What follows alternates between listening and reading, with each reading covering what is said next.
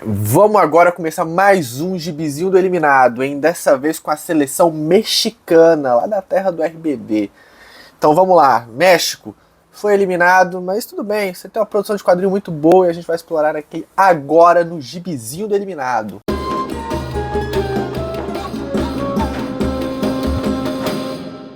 Se você, por um acaso do destino, caiu nesse vídeo de paraquedas quando o bonde já estava andando, né, com várias outras seleções já eliminadas, vou te explicar o que está acontecendo aqui nesse negócio. É o seguinte, tá rolando a Copa do Mundo do Catar de 2022, futebol, alegria, festa, farra sem álcool. E cada seleção que foi eliminada da competição vai ter um vídeo aqui no canal contando um pouco da história dos quadrinhos nesse país. Então você, por um acaso, chegou aqui no México, convido você a assistir os vídeos anteriores, né? Principalmente se você tiver gostado desse aqui no final. Caso, né, supondo, mas se não existe supondo, agora existe, que você só viu esse e que você está gostando, volta lá e assiste os outros. Essa introdução vai ficar meio confusa, mas tudo bem, o que importa é a gente falar de gibi na sequência. Vamos lá, quadrinho mexicano, ou como eles dizem lá, os muñequitos, que são os bonequinhos piquituchos que estão nas páginas de quadrinho. Todo vídeo a gente tenta fazer um resgate de passado para justificar o que acontece no presente, não é? No México não poderia ser diferente, eles têm uma cultura legal. Os povos aztecas, né, os mixtecas, eles fizeram uma produção em pele, assim, num negócio dobrado, como se fosse um papel mesmo, no século XVI, que eles chamam de Codex Nutal. O Codex Nutal é uma narrativa sequencial, pictórica, não há texto, descrevendo coisas das divindades e da cultura local. Tanto que o Codex Nutal, ele inspirou mais ou menos uma estética que eles usam em Talocan, né? No filme do Pantera Negra agora, quando apresentam o Namor como originário desses povos, né? Antes da colonização espanhola chegar lá e ter acabado com todos, né?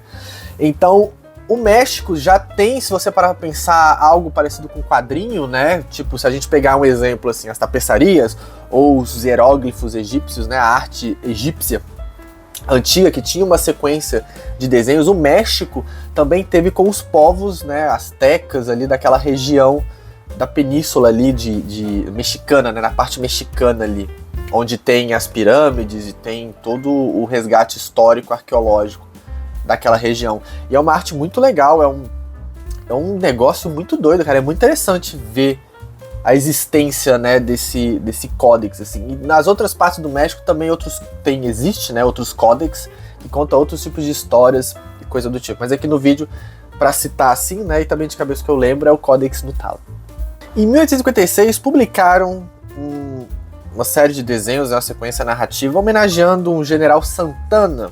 E essa narrativa, né, vários quadros, né, organizados de forma sequencial, ficou chamado de Quadro Histórico de General Santana. Foi publicado em algum jornal, algum periódico ali mexicano nessa época. Ainda no século XIX, né, em 1869, publicam o que chamam o primeiro quadrinho mexicano, né? Não é aquela história em quadrinho como a gente conhece, com balão de fala e tudo mais, era bem parecido com o que foi feito pelo Topfer e coisa do tipo, né, que são imagens com legendinha embaixo, elas seguem uma sequência, né, e foi chamado de Rosa e Federico, criado por José Tomás de Cuellar e José María Villasana no jornal La Ilustración Potosina.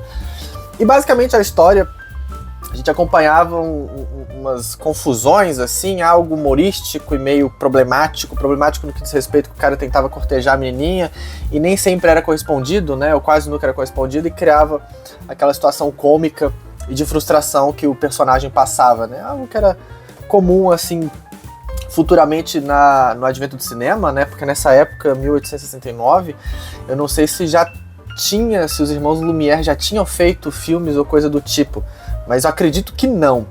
Mas de qualquer forma, posso estar enganado aqui na organização das datas, né?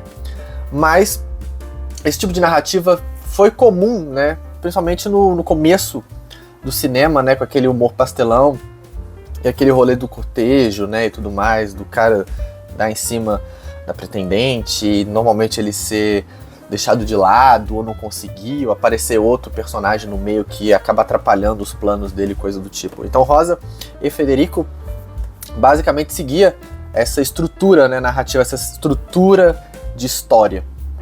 Em 1908, na revista El Mundo Ilustrado, Rafael Lillo cria uma série, né, o primeiro quadrinho a usar balões de fala no México, inspirado já na cultura de quadrinhos norte-americana, né, com o uso de balões de fala e tudo mais.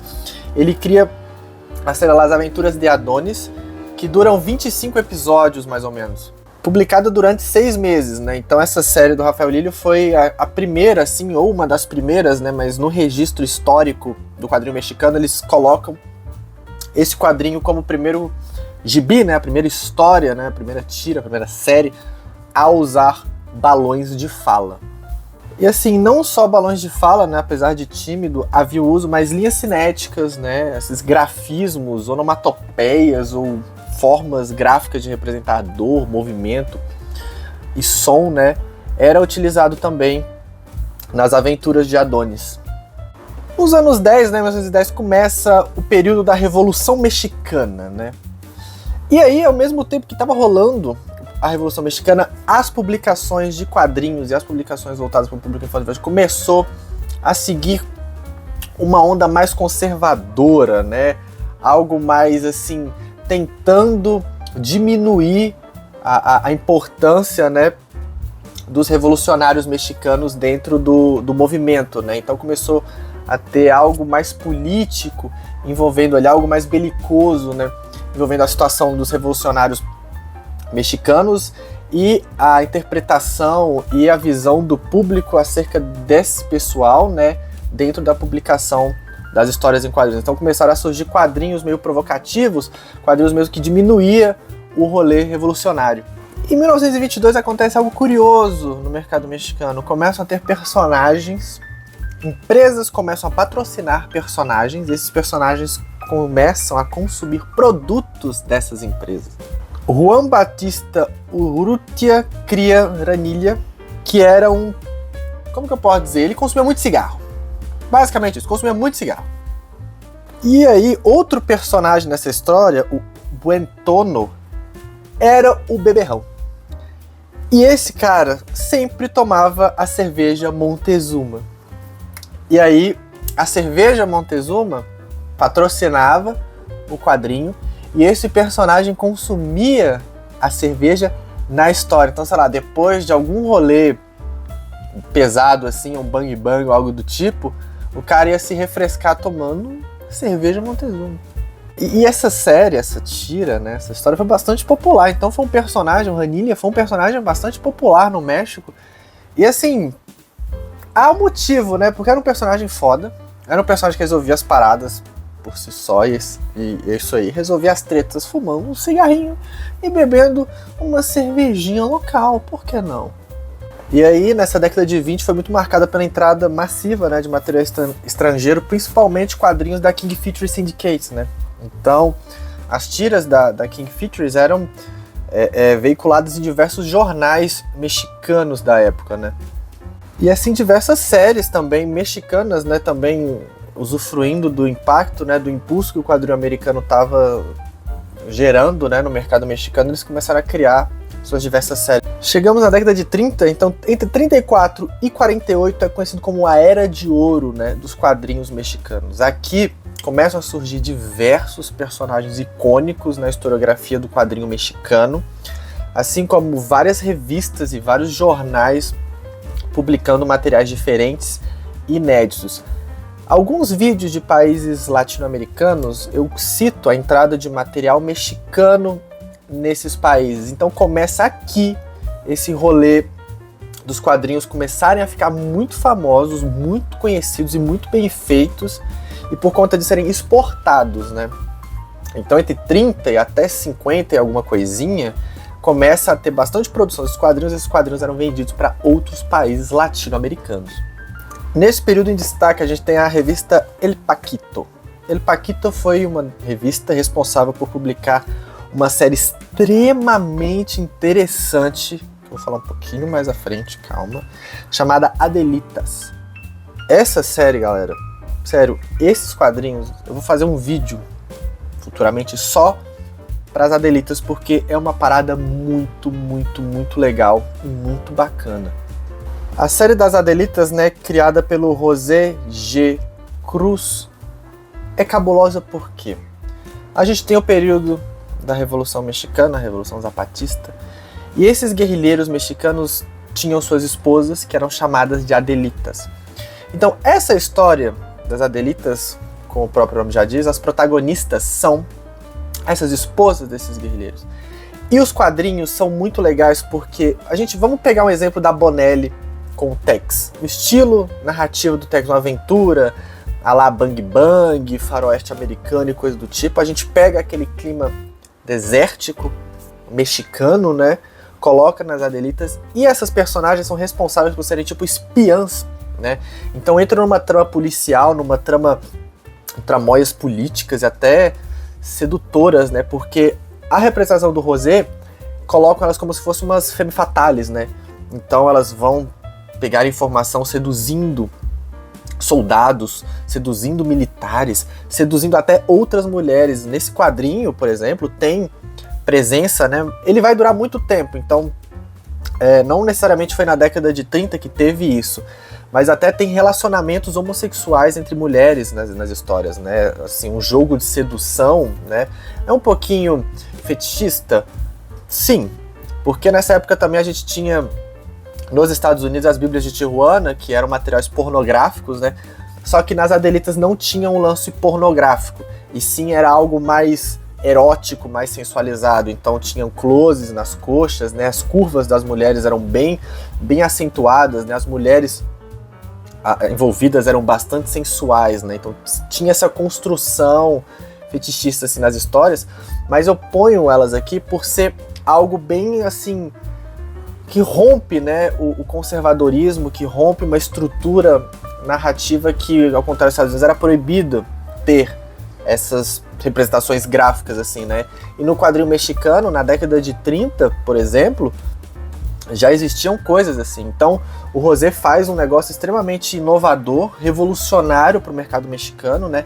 Que vai durar muito tempo, acho que acaba na década de 50, e quando eles se encerram, viram fotonovelas. Então eles são adaptados com atores, né, que tiram suas fotos e passam no formato de fotonovela. Então, assim, esse quadrinho das Adelitas, aguardem, vai ter aqui no canal um vídeo só sobre elas, porque é um movimento, não só dentro dos quadrinhos, mas um movimento histórico muito legal. A organização dos zapatistas, as organizações das Adelitas, né, é muito legal. Lembra um pouco, assim, muitas aspas, o rolê do Lampião com a Maria Bonita, né? A função da Maria Bonita dentro da organização do cangaço, né? Então a Adelita remete um pouco essas estruturas assim que buscavam, né, com um ato meio rebelde, revolucionário, mudar a estrutura vigente daquele lugar.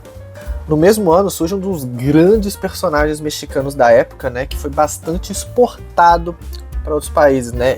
Era o Águila Blanca, criação de Leopoldo Zé Salas, que era um quadrinho com um traço extremamente, vamos pôr assim, realista, né? O traço era como que eu posso dizer? Lembrava muito a representação mais próxima da realidade do que os outros, né?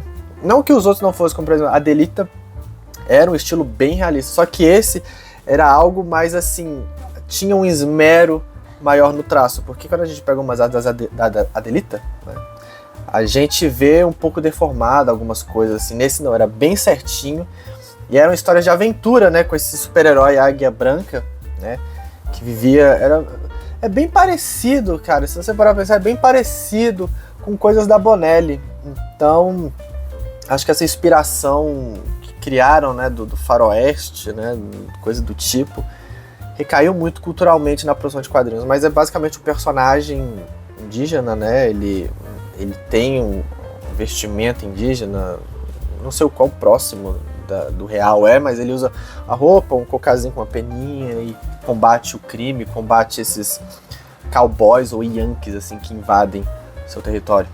E depois de alguns anos, esse mesmo autor faz o Águia Roja, né, a Águia Vermelha, e a Águia Negra, né, a Águia Negra. Então é como se fosse expandindo a mitologia do Águia Branca, né. Em 49, no México, uma editora começa a fazer os quadrinhos no formato comic book, né, no formato que a gente conhece hoje como formato americano. Então as revistas já eram publicadas com formato igualzinhos que eram dos Estados Unidos, né? Que é aquele formato que a gente vê nas bancas, principalmente com quadrinhos da Panini, né? DC, Marvel, coisa do tipo, vem no formato americano. E aí começa uma mudança no mercado no que diz respeito à produção impressa, né? Mercadologicamente falando, dos quadrinhos mexicanos que agora vinham com um formato que era bem familiar e bem recorrente nos Estados Unidos.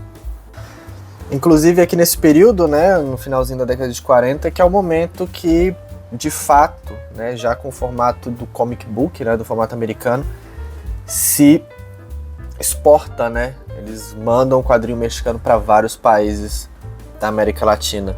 Alguns anos depois, na década de 50, surgem as graphic novels. Então começam a surgir quadrinhos longos de 200 e poucas páginas para 300, publicando uma história fechadinha nela mesma, né? Início, meio e fim no mesmo livro, né? Na mesma estrutura, sem precisar de continuidade, sem precisar de capítulos mensais, semanais, diários e coisa do tipo.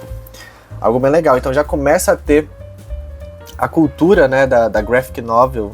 Não era chamado graphic novel, que ele chamava tipo romance ilustrado, alguma coisa assim.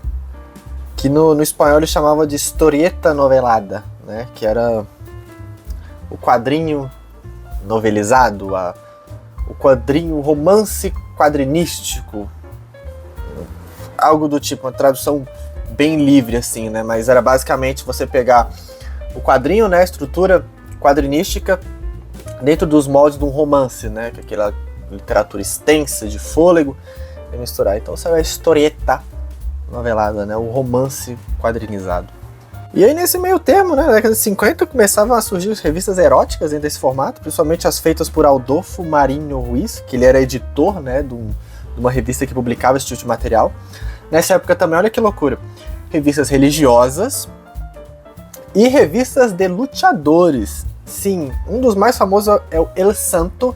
E aí você colocava o El Santo, que era um luchador, né? Era um cara, um mascarado famoso no México, para viver diversas aventuras regadas à violência, à pegação, a consumo de bebida. Só alegria, oba-oba, luchador andando pelo mundo, andando pelo México, curtindo a vida, dando porrada, pegando mulher e bebendo cachaça. Porra, perfeito. Inclusive o gibi do Santo era chamado de Santo, uma revista atômica, e foi feito pelo José G. Cruz. Em 63 surge a série Kaliman. Essa série é maluca, mas vamos lá, vamos por partes. Surgiu originalmente na rádio, né? Era programa, era episódico de rádio, e aí depois foi adaptado para história em quadrinho, uma história maluca de um cara que usa tipo um turbante, um negócio na cabeça, fortaço, bonitão, que era descendente da deusa Kaliman.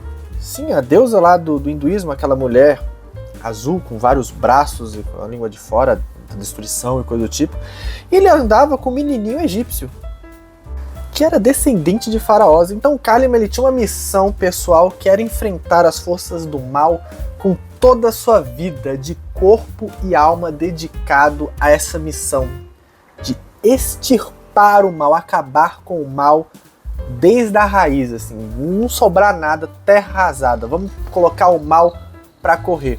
Essa era a missão de vida do Kaliman. Uma mistureba louca. Quando o Kaliman nasce na história, né, o primeiro-ministro do lugar lá acha que ele vai ser uma ameaça, né, tem um tom meio messiânico, meio Jesus Cristo, e ordena que vão atrás para matar a criança, e aí não conseguem, os pais dele colocam eles num rio e é levado para outro lugar. Então é uma mistureba de religião, tem egípcio, tem hindu, tem cristão. Tudo isso é Kaliman, o herói que é incumbido de acabar com o mal. E essa série dura até até o começo dos anos 90, acho que até 91, se eu não me engano. Isso, até 91, vai de 63 até 91, ininterruptamente. Isso é muito importante deixar bem claro. E o Kalimann foi vendido para Colômbia e para o Equador. Se eu não me engano, acho que eu posso ter citado o Kalimann no vídeo do Equador. Então, mas saiba que o Kalimann do Equador é esse Kalimann do México. Então, quando entra material mexicano no Equador, o Kalimann vai junto e vira uma febre, porque, né, é um personagem maluco, mas é muito interessante se você parar para pegar toda a história e ler também. O estilo de desenho é muito bacana. É uma leitura bem gostosa, agradável de se ler, podemos dizer assim. Não é nada muito elaborado, com muito detalhe gráfico nem nada. Então é algo que eu recomendo vocês irem atrás para procurar. Kalimann, o herói descendente de Kalimann. Assim, obviamente, a estrutura é muito igual de quadrinho americano, super-heróis principalmente. Então tem vilões tipo Doutor não sei o que, Homem-Aranha não sei o que, fulano de tal.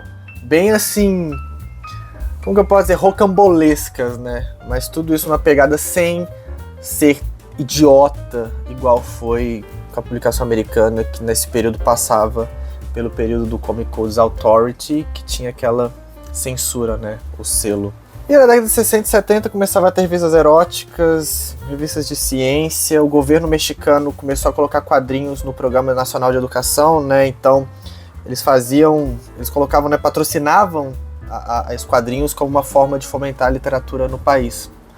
Muito interessante. Inclusive nesse período, na década de final de 60 e 70, eles eram muito fãs de quadrinhos da Marvel. Inclusive tem uma história muito curiosa, né? Vou dar um spoiler aqui para Homem-Aranha. Nos Estados Unidos a Gwen Stacy morre, né? E no México, o editor da revista adorava tanto a personagem que ele falou assim: aqui ela não morre. E aí, todas as histórias sequenciais que apareciam outros personagens, tipo a Mary Jane, outras personagens femininas, era redesenhada no México para que elas se tornassem a Gwen. Olha que louco. Aqui no Brasil aconteceu coisas parecidas nos formatinhos, que a gente não tinha conhecimento de alguns personagens que saíam lá fora, e aí contratavam-se artistas aqui no Brasil para redesenhar os personagens. Doido demais essa época, que não tinha internet, era tudo várzea, cada um faz o que quer. Mas no México a Gwen Stacy continuou viva por, sei lá, uns 20 anos ou mais do que nos Estados Unidos. Tem notícias na internet, isso é muito legal essa história. Porém, nos anos 80 acontece algo triste. Editoras preferem investir no material gringo. Assim como os outros países da América Latina compravam gibi mexicano por ser mais barato, chegou a sua vez, México. No México, editoras começaram a comprar material estrangeiro, porque era mais barato. Então começou a ter mais entrada ainda, de forma mais exclusiva, a quadrinhos americanos e até mangá, para vocês terem uma ideia, do que pagar para artistas locais fazerem seus próprios quadrinhos e serem vendidos em revistas e jornais e livros do país. Uma pena. E também, né, com o advento da televisão, do cinema e outras coisas, as pessoas começaram a perder a cultura, né, da leitura. Já não era mais necessário imaginar coisas lendo, né, como era o ápice dos livros, né, quando não tinha televisão nem nada do tipo. Então, gradativamente, com a entrada da televisão, com a entrada desses novos meios de informação, os quadrinhos, né, foram deixados de lado. Então, basicamente, quando a gente pega a história do contexto do mercado desses países, sempre que tem a televisão envolvida no meio, o nível de leitura baixa. Então, aconteceu isso com o México também, e o mercado de quadrinhos sofreu um baque considerável por conta desse rolê. E aí, hoje em dia, tem produções independentes, né, que tem uma quadrinista chamada Inês Estrada, que ela publica coisas undergrounds, independentes, muito bacanas, né? É algo muito legal de se ler, o trabalho dela assim, é bem interessante, né?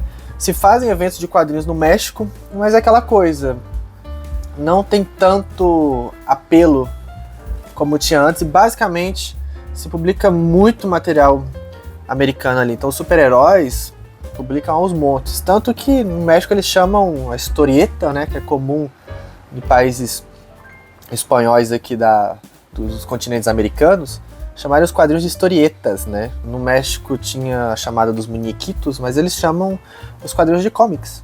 Então você chega a comics, e aí mas basicamente os comics são exclusivos, né, da publicação americana, mas acabou virando um sinônimo da produção geral de quadrinhos mexicanos. Aí a produção local é tímida, mas tem. Existe os artistas, existe a publicação independente e existe essa tentativa de se produzir mais, mas infelizmente o domínio dos quadrinhos americanos ainda é bem grande, né? Mas é isso, quem sabe mais pra frente mudam essa cultura, né? Mas também tem quadrinhos infantis, né? Que é bem comum em diversos países haverem uma produção boa, só que de quadrinhos infantis, mas assim, eles não conseguem furar a bolha e ser algo grande e assim, cabulosão, né? Mas é isso, vamos esperar, porque a história do quadrinho mexicano e o quadrinho mexicano, força tem. Mas é isso, vamos ver no que vai dar. E sou rebelde quando não sigo. Terminamos aqui mais um vídeo do Gibizinho do Eliminado. E de sempre, se você tiver curtido o vídeo, porra, aperta aí no joinha, dá um like. Comente também, se você souber de algum quadrinho mexicano ou algo do tipo que tiver achado do vídeo, comenta aí. Se tiver gostado do vídeo, dá uma olhada no canal, vai que você se inscreve e vê os outros vídeos e aguarda os próximos Gibizinhos do Eliminado, né? E é isso. Um beijo e até o próximo vídeo. Porra, perfeito!